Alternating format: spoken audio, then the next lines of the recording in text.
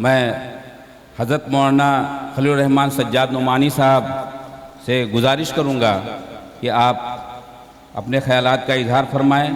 आप मुख्तलिफ़ मिली सियासी समाजी तंजीमों के सरबराह हैं और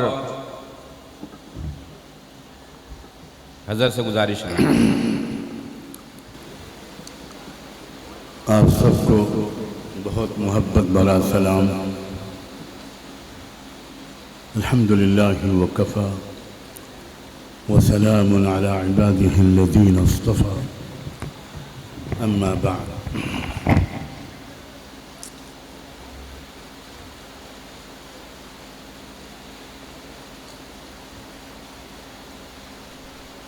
बहुत ही इज़्ज़त व एहतराम और क़द्र व मोहब्बत के लायक स्टेज पर बैठे हुए समाज के मुख्तलिफ़ अंगों के कायदीन और सामने मौजूद बुज़ुर्गों, भाइयों, बहनों, नौजवानों,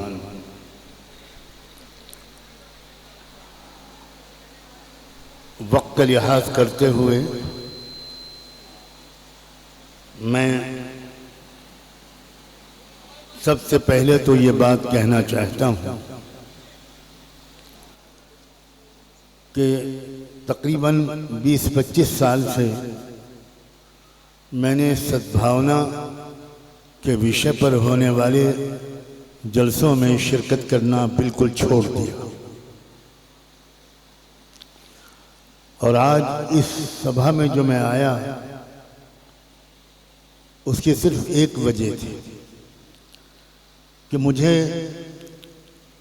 इसके लिए आमंत्रित करने के लिए आने वाले दो बहुत काबिल एहतराम लोग थे। एक हमारे भाई तुषार गांधी जी। गांधी जी का जो रिश्ता है उनसे या उनका जो रिश्ता है गांधी जी से और गांधी जी का जो रिश्ता हम सब से है, उसके एहतराम में मैंने मुनासिब नहीं समझा कि मैं माजरत करूं। हालांकि बहुत भाग दौड़ करनी पड़ी अपनी बहुत कमज़ोर सेहत के बावजूद। मैं परसों बॉम्बे में एक प्रोग्राम में था और कल दिल्ली में एक बहुत बड़े प्रोग्राम में था और इस प्रोग्राम के लिए आज मुझे फिर वापस दिल्ली से बॉम्बे आना पड़ा। ये तो इस सवाल का जवाब हुआ कि अपने आम मामूल के खिलाफ इस सभा में मैंने शिरकत को क्यों मंजूर किया। आपके जहन में एक सवाल ये भी यकीनन आ गया होगा कि आखिर मैंने सद्भावना के जलसों में शरीक होना क्यों छोड़ा।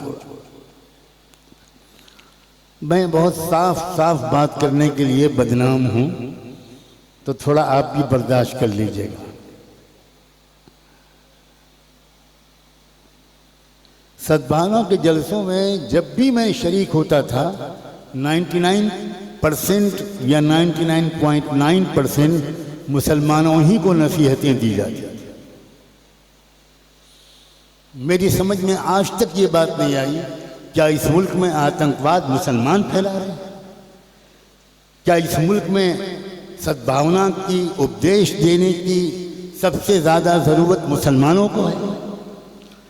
जो आतंकवाद के विक्टिम्स हैं, जिनके मौलिक अधिकार रोज छीने जा रहे हैं, जिनके नौजवानों की लिंचिंग की जा रही है, जिनकी इबादत गाहों को गिराया जा रहा है, जिनके मदरसों को डिमोलिश किया जा रहा है, जिनके मदरसा एजुकेशनल सिस्टम को बैन किया जा रहा है, जिनके औकाफ की प्रॉपर्टीज पर लात मारी जा रही है, बुरी नजर डाली जा रही है, उन्हीं को नसीहतों की जरूरत है। बात कड़वी है लेकिन मैं खुलकर कहूंगा, क्यों ऐसा नहीं होता। एक कहकशां सजाई है यहां लोगों ने स्टेज पर, एक से एक काबिल एहतराम, एक से एक काबिल कदर, एक से एक highly respected dignitaries, influential people, opinion makers, अपने अपने समाज के लीडर्स स्टेज पर बैठे हैं, मगर इनके समाज के लोग सामने कितने हैं? मुझे साफ ये नजर आता है कि कहीं ना कहीं हमसे बड़ी गलती हो रही है। जो समाज निशाना है, जिस समाज के कॉन्स्टिट्यूशनल राइट्स को छीना जा रहा है, जिस समाज की जान, माल, इज्जत, आबरू, महिलाएं, इबादत गाहें, फंडामेंटल राइट्स, कॉन्स्टिट्यूशनल राइट्स मुसलसल खतरे में हैं, उसी को नसीहत की जा रही है कौमी यकजहती। What does it mean? It's absolutely nonsense. I can not agree with it. यहां आपसे 20-25 गुनी तादाद में नॉन मुस्लिम्स को होना चाहिए था। दूसरी शिकायत मुझे ये है, और बहुत दुख और गम के साथ है, कि जब लिंचिंग होती है तो ये हमारे जो काबिल एहतराम लीडर्स हैं, ये उन कातिलों का गिरबान क्यों नहीं पकड़ते? ये क्यों नहीं उनके खिलाफ बात करते? यहां बैठकर कौमी यकजहती की बात करना बहुत आसान है। आप बबलू खान के कातिलों के घर गए, आप अखलाक के कातिलों के घर गए, हर दूसरे तीसरे दिन मॉब लिंचिंग हो रही है। मुझे तो वो खबर देखने को नहीं मिली।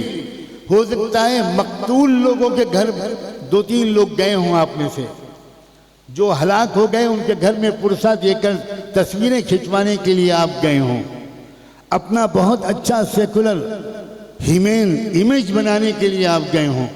लेकिन क्या उन कातिलों का गिरबान पकड़ने के लिए गए? क्या उनके खिलाफ कोर्ट में गवाही देने के लिए गए? क्या उनकी बेवा से पूछा कि अब तुम केस कैसे लड़ोगी? तुम्हारा जो हस्बैंड था वो तो डेली वेजर था, वो रिक्शा चलाता था, वो खेत का मजदूर था, वो रोज कमाता और खाता और खिलाता था, तुम कहाँ मुकदमा लड़ पाओगी? हम मिलकर मदद करेंगे। कौमी यकजहती, मुझे आप माफ करें या न करें, इस किस्म की सभाओं से कभी कायम नहीं हुई। ये मुशायरों की चीज नहीं है, ये बुलबुलों का सबा मशहद मुकद्दस है। ये बुलबुलों का सबा मशहद मुकद्दस है। कदम संभाल के रखियो, ये तेरा बाग नहीं। मुसलमानों को शिकायत है, सिर्फ आरएसएस से नहीं, सिर्फ संघ परिवार से नहीं, सिर्फ बजरंग दल से नहीं, सिर्फ बीजेपी से नहीं। मुझे साफ कहने दीजिए, मुसलमानों की शिकायत है सेकुलर ज़हन के अच्छे इंसानों से भी, कि वो वक्त पर बुराई से रोकने के लिए रिस्क लेकर सामने नहीं आते।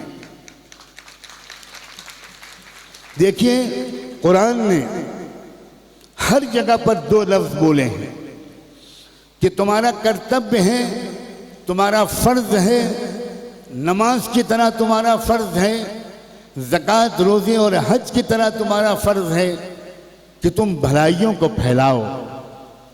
साथ में ये भी कहा है कि इसी तरह तुम्हारा फर्ज है कि तुम बुराइयों से रोको। बात मैं अक्सर देखता हूँ, मैं बहुत माफ़ी और एहतराम के साथ कह रहा हूँ, हमारे धार्मिक रहनुमा भलाइयों का उपदेश तो देते हैं, लेकिन अपने समाज को बुराइयों से रोकने की हिम्मत नहीं करते। कैसे काम चलेगा इस तरह? Please be serious. ये आखिरी स्टेज है जिसमें हम एक लड़ाई के आखिरी स्टेज पर पहुंच चुके हैं। मैं बहुत साफ लफ्जों में मुसलमानों से भी कहना चाहता हूं, मैं मुसलमानों से ये कहना चाहता हूं कि आप पूरे इस्लाम पर अमल नहीं कर रहे। आपने कुर्ता पजामा टोपी और दाढ़ी को इस्लाम समझा है, आपने सिर्फ इस्लाम नमाज को इस्लाम समझा है, आपने सिर्फ जुमे की नमाज और रमज़ान के रोज़ों को इस्लाम समझा है। आप भूल गए कुरान की आयत, या अय्युहल्लज़ीना आमनू कुनू क़व्वामीना बिल क़िस्त, ऐ ईमान वालो इंसाफ का निज़ाम और जस्टिस का सिस्टम कायम करना तुम्हारा फर्ज है। आप भूल गए इस बात को। सूरह हदीद की वो आयत कि वलक़द अरसलना रसूलना बिलबय्यिनात व अंज़लना मअहुमुल किताब वल मीज़ान लियक़ूम अन्नास बिलक़िस्त।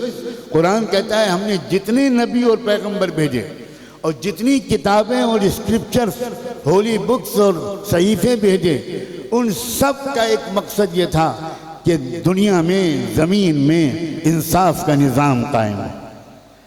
लेकिन मुसलमानों ने इंसाफ का निज़ाम कायम करने की जिम्मेदारी अब पॉलिटिकल पार्टीज पर डाल दी है, और पॉलिटिकल पार्टीज से अच्छी उम्मीद रखने वालों के साथ मुझे बड़ी हमदर्दी है। पॉलिटिकल पार्टीज का हाल सुनो। मुझे यहाँ पॉलिटिकल पार्टीज के लीडर बैठे होते तब भी मैं कहता, मैं अपनी साफ गोई के लिए सिर्फ मशहूर नहीं बदनाम हूँ, मैं पहले ही कह चुका हूँ। पॉलिटिकल पार्टीज का हाल ये है कि नेताजी सुबह को असेंबली पार्लियामेंट के सेशन में शरीक होने के लिए जाते हैं और वहाँ से अपनी बेगम को फ़ोन करते हैं, बेगम मैं सफ़ेद धोती पहन के आया था, ज़रा जल्दी से पीली धोती भेज दो। क्यों? वो पूछती हैं कि क्यों? वो मैंने पार्टी बदल ली है।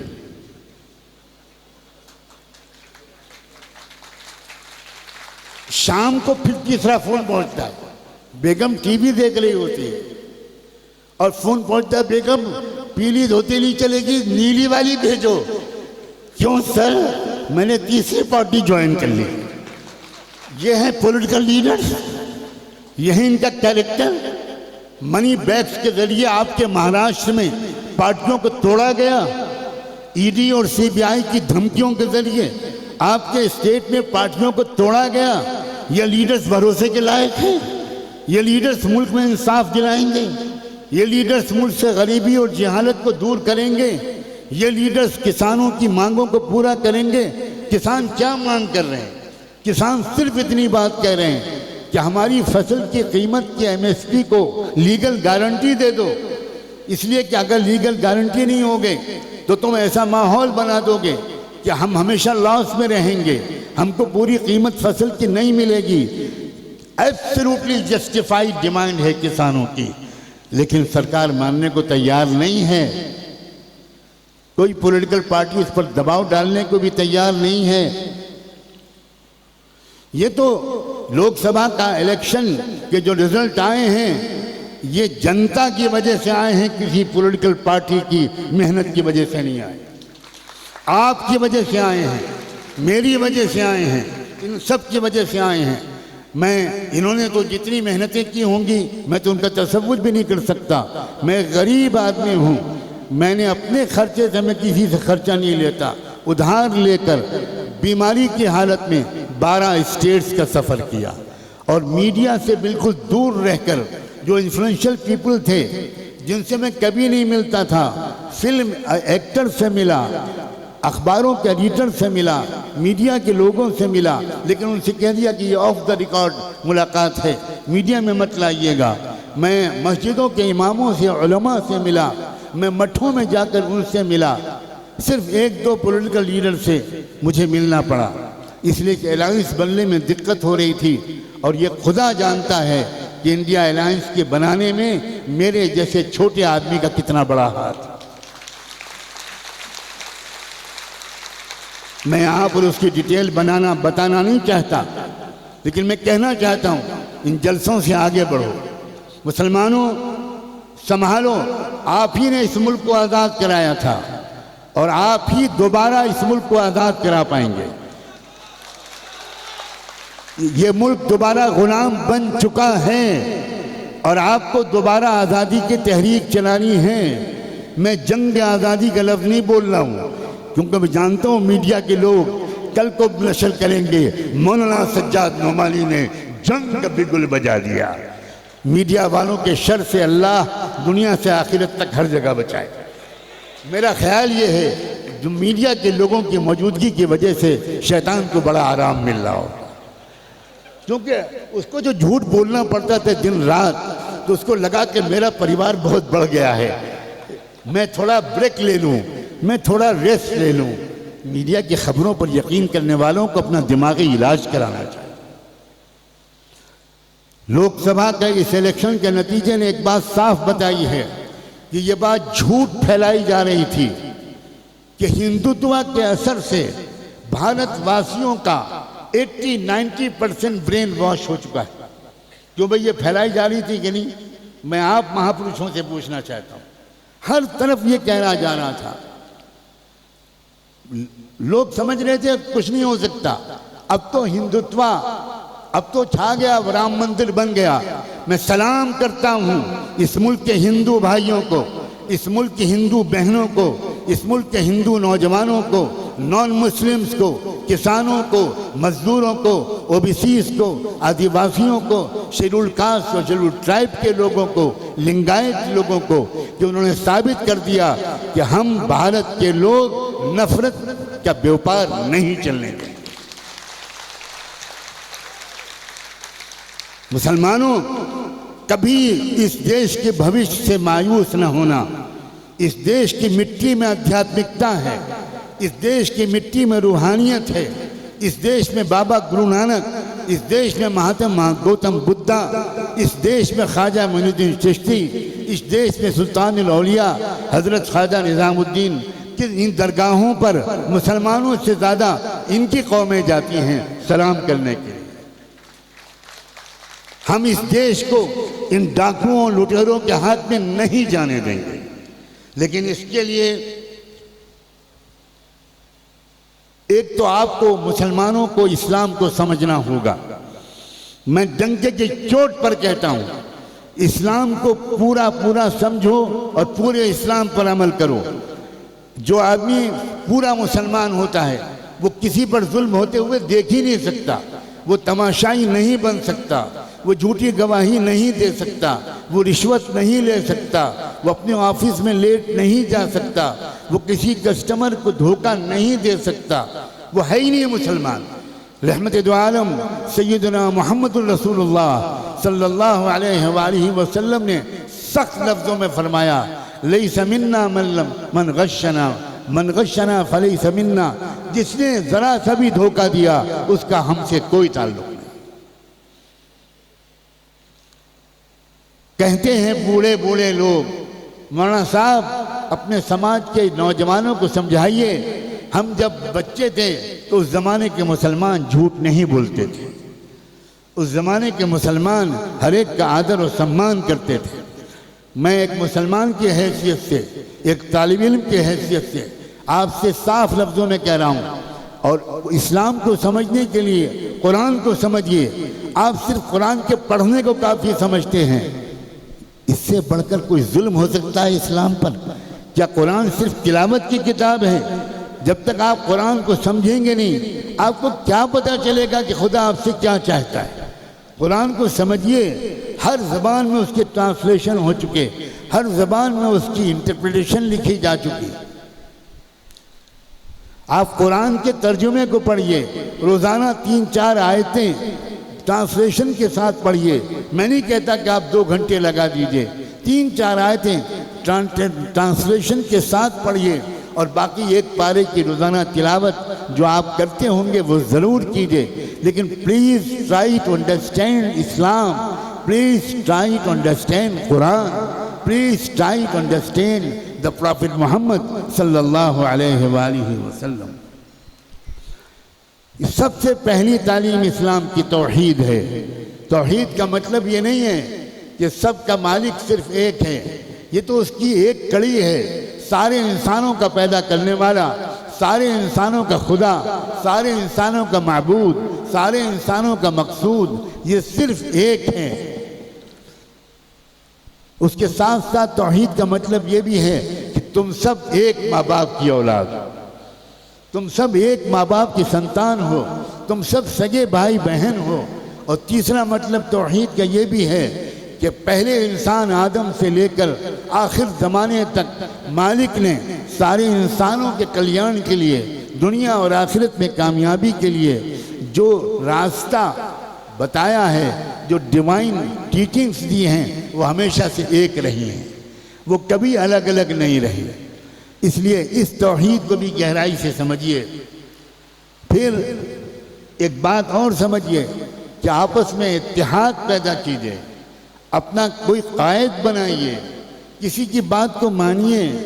लोग कहते हैं मुसलमानों में क़यादत की कमी है, और मैं कहता हूँ मुसलमानों में क़यादत की ज़्यादती है। आप में से हर एक लीडर है, ढाबे में बैठकर 5 रुपए की चाय का गिलास लेकर आप यूनाइटेड नेशंस की सियासत पर तबसरा करते हैं, जबकि आपकी नॉलेज कितनी है, आपकी मालूमात कितनी है। आप एक अखबार पढ़ते हैं और अखबार पढ़कर भारत के भविष्य के बारे में पेशनगोई करने लगते हैं। Don't take it so easy. आप भारत के समाज को समझिए। ये बात बिल्कुल गलत है कि भारत में मेजॉरिटी हिंदुओं की है।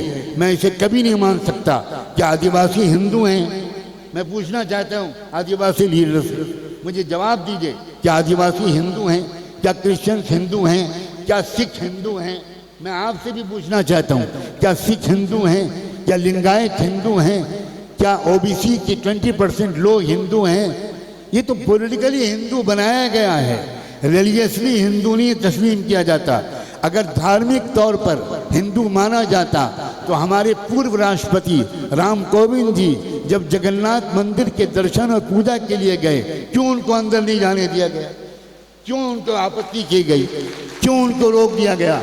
ऑनरेबल प्रेसिडेंट ऑफ इंडिया,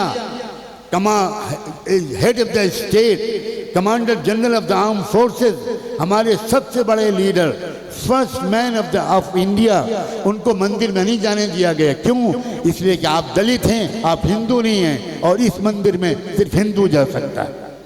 हमारी इस वक्त की राष्ट्रपति, वो भी जब गई एक मंदिर में दर्शन और पूजा के लिए, she was not allowed to do so, उनको मंदिर में जाने नहीं दिया गया। क्यों? इसलिए कि आप आदिवासी हैं और आप महिला हैं। किसने कहा कि इस मुल्क में हिंदू मेजॉरिटी में? इससे बड़ा कोई झूठ इस आसमान के नीचे बोला ही नहीं गया। अफसोस ये है कि मुसलमान इस पर यकीन कर बैठे। इसलिए कि जैसे तुषार गांधी जी ने बहुत सही कहा कि देश को पढ़िए, समाज को पढ़िए, हिस्ट्री को पढ़िए, सुनी सुनाई बातों पर यकीन मत कीजिए। सुनी सुनाई बातों पर एक लतीफ़ा सुनाने की इजाज़त है, इसलिए कि सीरियस बातों को सुनते सुनते थोड़े आप घबरा भी जाते हैं। शायरी तो मैं करूँगा नहीं, महमूद दरियाबाजी साहब ने पहले ही रोक लगा दी है और मैं उनका एहतराम करता हूँ। मैं लतीफ़ा ज़रूर सुनाऊँगा। सुनी सुनाई बात, हमारे लखनऊ शहर में एक बाज़ार है, इतना तंग है कि एक आदमी ही जा सकता है उसमें, और उसका नाम है गड़बड़ झाला। मैं उस आदमी को दाद देता हूँ जिसने उस बाज़ार का नाम गड़बड़ झाला रखा। वो वाकई उर्दू लैंग्वेज का बड़ा माहिर था, बिल्कुल सच गड़बड़ झाला है। आप भी कभी यूपी जाइए तो चाहे बेली गारत देखिए न देखिए, भूल भुलैया और इमाम बाड़ा देखिए न देखिए, अपने बच्चे के लिए गुब्बारा खरीदने के लिए आप गड़बड़ झाला ज़रूर जाइए। वहाँ से एक बच्चा पतंग की दुकान पर गया और उसने अठन्नी दी। पतंग की दुकान पर एक बड़े मियाँ बैठे थे जिनकी आंखें कमज़ोर थीं। उन्होंने अठन्नी को देखा और पतंग दे दी। वो बच्चा वहाँ से खुश खुश दौड़ता हुआ निकला। चल गई चल गई चल गई चल गई चल गई। लोग डरे, लोग समझे गोली चल गई, इसलिए भारत में वही चलती है। तो जल्दी जल्दी लोगों ने शटर बंद किए, भागे। कोई छुप गया, कोई रिक्शे पे बैठ के भागा, कोई गली में घुस गया। पुलिस एकदम से आ गई। अरे भाई क्या हुआ? पुलिस का वो चल गई। क्या चल गई? गोली चल गई। किसने देखा? वो एक लड़का जा रहा था कहते हुए चल गई चल गई। पुलिस दौड़ी, उस लड़के को पकड़ा। उसने कहा बेटा तुम क्या कह रहे थे? कहना चल गई अंकल चल गई। क्या चल गई? अठन्नी चल गई। तो अब पब्लिक समझी गोली चल गई। ये होता है सुनी सुनाई बातों और मीडिया पर विश्वास करने का रास्ता। मीडिया कह रहा है कि भारत में नफरत फैल गई, झूठ बोल रहा। भारत में नफरत न फैली है और न फैलेगी, और अगर थोड़ी सी फैली थी तो हम लोगों की सुस्ती की वजह से फैली थी। हमने अपनी ड्यूटी अदा नहीं की। अपने अपने समाज को समझाना, अपने समाज को क्रिटिसाइज करना, अपने समाज पर की आलोचना करना उसकी गलत बातों पर उसका हाथ पकड़ना ये ज़्यादा मुश्किल है। दूसरे समाजों को नसीहत करना या दूसरे समाजों की आलोचना करना ये दुनिया का सबसे आसान काम है, और इसका हमारे देश में बहुत फैशन है। बंद होना चाहिए ये रिवाज, ये बिल्कुल बंद होना चाहिए। ये तो पता नहीं किसने तुषार गांधी जी के कान में कह दिया कि नुमानी साहब तब आएंगे जब आप जाएंगे। मुझे उसका नाम मालूम हो जाए, मैं उससे कुछ न कुछ जुर्माना ज़रूर लूँगा, इसलिए कि 20-25 साल की कसम टूटी है मेरी। मैं सद्भावना के जलसों से 200% मायूस हूँ, इसलिए कि सद्भावना के जलसों में मुजरिमों को उपदेश नहीं दिए जाते, क्रिमिनल्स को नसीहतें नहीं की जाती, जो विक्टिम्स हैं उनको बहुत शानदार पाठ पढ़ाए जाते। ये क्या तरीका है? आप अपने समाज के लोगों को क्यों नहीं लाए? होना चाहिए था कि आपके अनुयायी यहाँ पर 2000 होते, 3000 होते, 5000 होते। आप मामूली लोग नहीं हैं। लेकिन यही मैंने हमेशा सद्भावना के जलसों में देखा है कि मुसलमान तो चला आता है लेकिन दूसरे लोग खाल खाल नजर आते। इस तरह मैं नहीं समझता कि हम मुल्क की जहरीली फिजा को रोक पाएंगे। सियासी बेदारी पैदा करने की सख्त ज़रूरत है, और लोकसभा के इलेक्शन में भारत की जनता ने साफ संदेश दिया है कि अगर हमसे कोई ढंग की बात करेगा तो हम अपना गियर बदल सकते हैं, हम अपनी राय बदल सकते हैं, हम अपना मूड बदल सकते हैं। मैं ऐसे लोगों से मिला हूं इस लोकसभा इलेक्शन से पहले जो बजरंग दल के कार्यकर्ता था और जो 40 मुसलमानों का मर्डर कर चुके थे। मैं ऐसों के पास भी गया और मैंने उनको समझाया, पूरी बात मोहब्बत से की और ये कहा कि तुम हमारे हो और हम तुम्हारे हैं।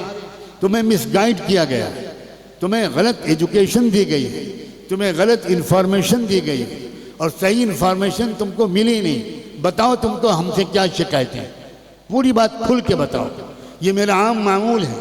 जब गुजरात में जेनोसाइड हुआ 2001 में, मुझे एक एक्सीडेंट हुआ था और मेरी बहुत सख्त तकलीफ थी मेरी कमर में, फिर भी मैं गया गुजरात और मैं 15 दिन गुजरात में रहा और मैंने टाइम्स ऑफ इंडिया के उस वक्त के अहमदाबाद के रेजिडेंट एडिटर की मदद से उस आदमी को खोज निकाला जिसने गुजरात में वो आग लगाई थी। वो आदिवासी लीडर था जिसने कत्लेआम करवाया था मुसलमानों का। हमारे मौजूदा प्रधानमंत्री जो उस वक्त चीफ मिनिस्टर ऑफ गुजरात थे, उनकी सरपरस्ती में बाकायदा उनके पूरे प्रोटेक्शन और सपोर्ट के साथ सैकड़ों और हज़ारों मुसलमानों का कत्लेआम हुआ था।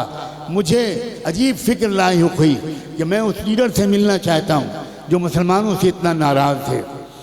मैं आज तक नहीं भूलूंगा टाइम्स ऑफ इंडिया के उस एडिटर का एहसान जिसने मेरे इसरार पर एक होटल में 2 बजे रात को उस आदिवासी लीडर से मेरी मुलाकात कराई और मैंने उनसे कहा कि मैं शिकायत करने के लिए मैंने आपको तकलीफ़ नहीं दी है, मैं ये जानना चाहता हूँ कि मुसलमानों से आपको क्या क्या शिकायतें हैं, क्या गलतियाँ हो रही हैं हम मुसलमानों से, आप साफ साफ बताइए ताकि हम अपने समाज की उन गलतियों को सुधार सकें, आपके गुस्से को उतार सकें, देश को तरक्की के रास्ते पर आगे बढ़ाने में हम और आप सब मिलजुल कर आगे सहयोग के साथ काम करें।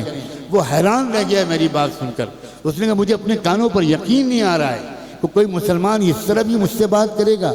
मैंने कहा कि मैं कौन सी कसम खाऊं कि आपको यकीन आ जाए इस कि मैं जो कुछ कह रहा हूं दिल से कह रहा हूं, आप बता दीजिए। चंद मिनट उसने सोचा और फिर जो बात कही यहाँ मुसलमानों से कहना चाहता हूँ। उसने कहा कभी आपने बड़ौदा से सूरत तक का सफ़र किया है बाय रोड? मैंने कहा कई बार किया है, हाईवे पर। उसने कहा कि दोनों तरफ बड़े बड़े मदरसे बने हुए हैं, शानदार इमारतें हैं, चमचमाती हुई कारें उन मदरसों के अंदर जाती हैं और आती हैं। हर कुछ दिन के बाद कोई जलसा होता है, दावत होती है, बिरयानी पकती है। मौलाना नुमानी साहब, उस बची हुई बिरयानी को नाले में फेंक दिया जाता है और नाले के पास हम गरीब आदिवासी जिनको एक वक्त की रोटी भी नहीं मिलती, कभी हमको आधी रोटी भी नहीं दी जाती। हमारे अंदर गुस्सा भर गया मुसलमानों के खिलाफ। फिर हमारे पास संघ परिवार के लोग आए, बजरंग दल के लोग आए, उन्होंने हमारे बच्चों के एजुकेशन के लिए स्कूलों में एडमिशन कराए। हम किताबें दी, यूनिफॉर्म दिलवाई, हमें बहुत फैसिलिटीज़ दी। कहा आप तुम्हारे बच्चों को डॉक्टर इंजीनियर बना देंगे, पीएचडी और यूनिवर्सिटी तक पढ़ा देंगे, तुम एक काम करो मुसलमानों का गला काट दो, बस जो तुम चाहोगे हम तुमको देंगे। उसने कहा नुमानी साहब हमारे मन में मुसलमानों से गुस्सा भरा हुआ था, हमने सोचा ये अच्छा मौका है बदला लेने का। मुसलमानों अगर तुम इस्लाम पर अमल करते होते तो गुजरात का फसाद ना होता।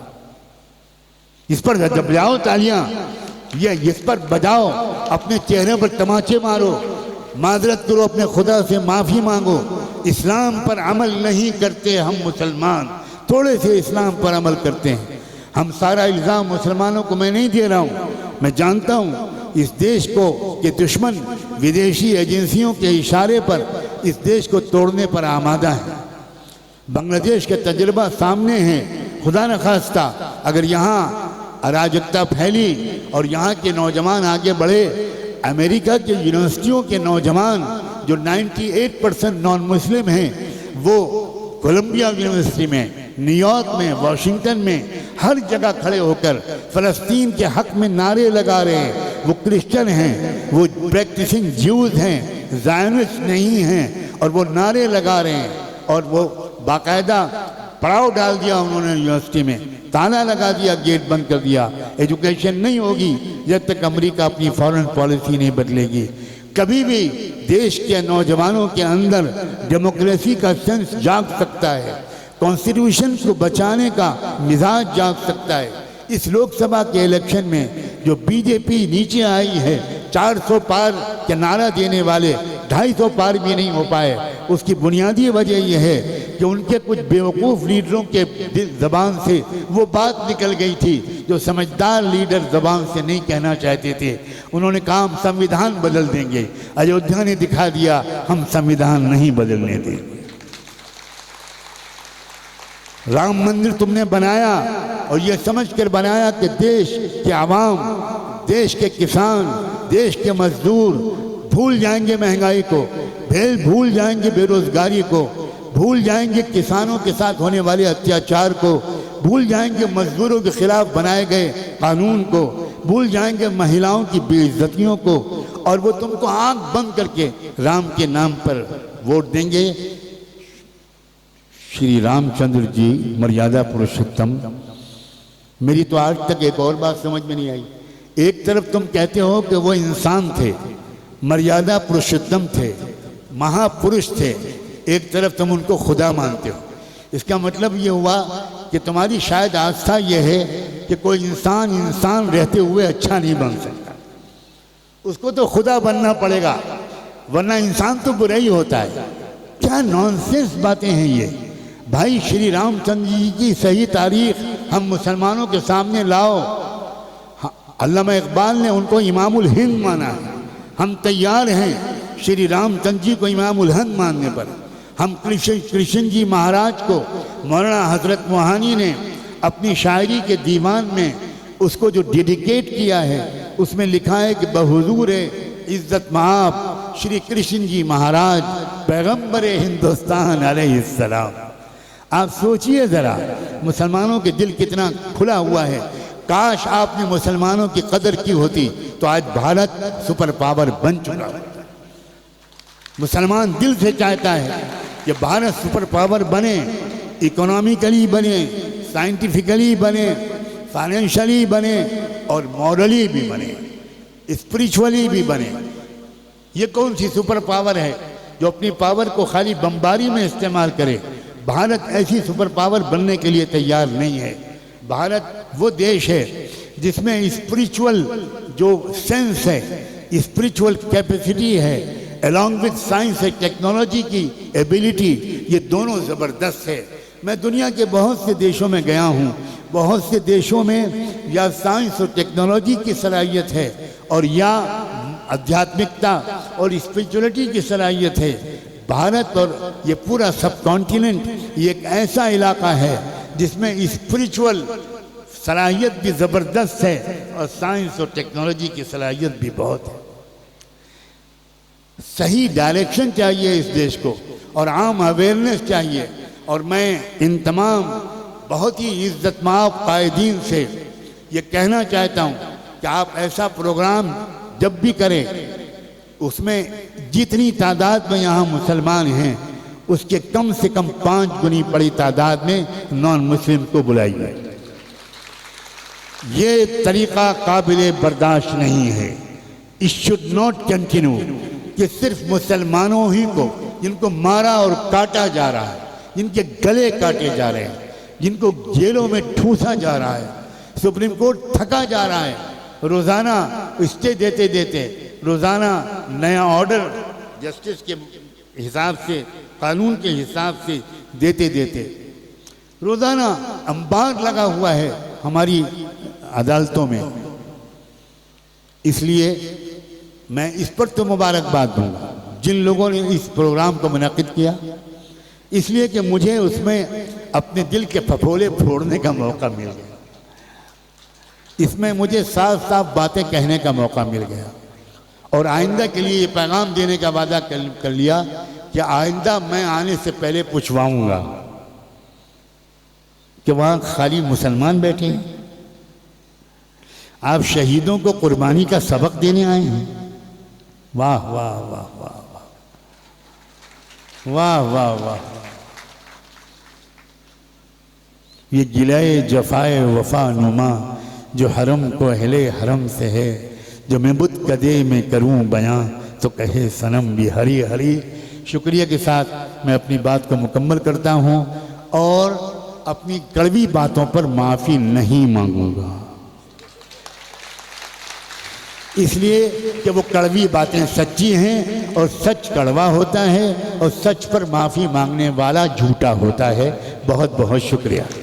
अल्लाह से मिलवा जाती है सोहबत अल्लाह वालों की, अपना रंग दिखा जाती है सोहबत अल्लाह वालों की, सोहबत अल्लाह वालों की। तार से तार मिला जाती है सोहबत अल्लाह वालों की, अपना रंग दिखा जाती है सोहबत अल्लाह वालों की, सोहबत अल्लाह वालों की।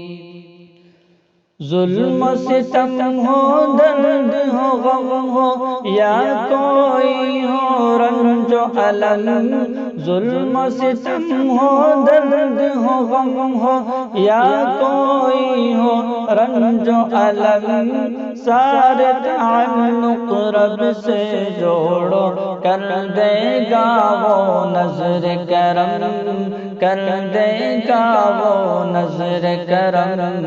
अल्लाह से मिलवा जाती है सोहबत अल्लाह वालों की, अपना रंग दिखा जाती है सोहबत अल्लाह वालों की, सोहबत अल्लाह वालों की।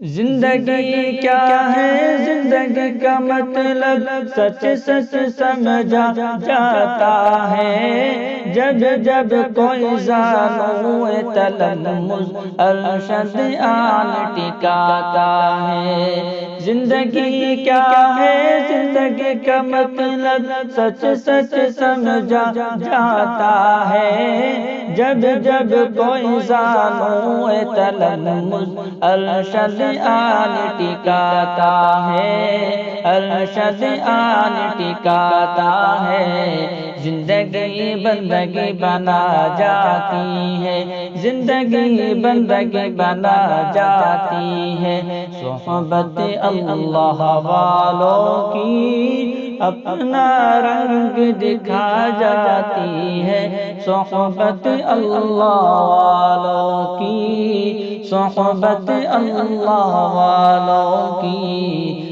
तार से तार दिखा जाती है सोहबत अल्लाह वालों की, अपना रंग दिखा जाती है सोहबत अल्लाह वालों की। जिक्र हक की फिक्र हक की सच्ची लगन मिल जाती है, क़ल्ब को अल्लाह अल्लाह अल्लाह अल्लाह की धुन मिल जाती है। जिक्र हक की फिक्र हक की सच्ची लगन मिल जाती है, क़ल्ब को अल्लाह अल्लाह अल्लाह अल्लाह की धुन मिल जाती है, अल्लाह की धुन मिल जाती है। मासियत छुड़वा जाती है, सोहबत अल्लाह वालों की अपना रंग दिखा जाती है। सोहबत अल्लाह वालों की, सोहबत अल्लाह वालों की। हक सफीर है ये, बद्र मुनीर है ये, रोशन दिमाग है ये, रोशन ज़मीर है ये। इनकी अदाएं प्यारी, इनकी वफ़ाएं प्यारी, इनकी सदाएं प्यारी, इनकी दुआएं प्यारी है। खुश नसीब लोग वो जिनको नसीब हो सोहबत अल्लाह वालों की, अल्लाह से मिलवा जाती है। सोहबत अल्लाह वालों की अपना रंग दिखा जाती है। सोहबत अल्लाह वालों की तार से तार बना जाती है। सोहबत अल्लाह वालों की अपना रंग दिखा जाती है। सोहबत अल्लाह वालों की।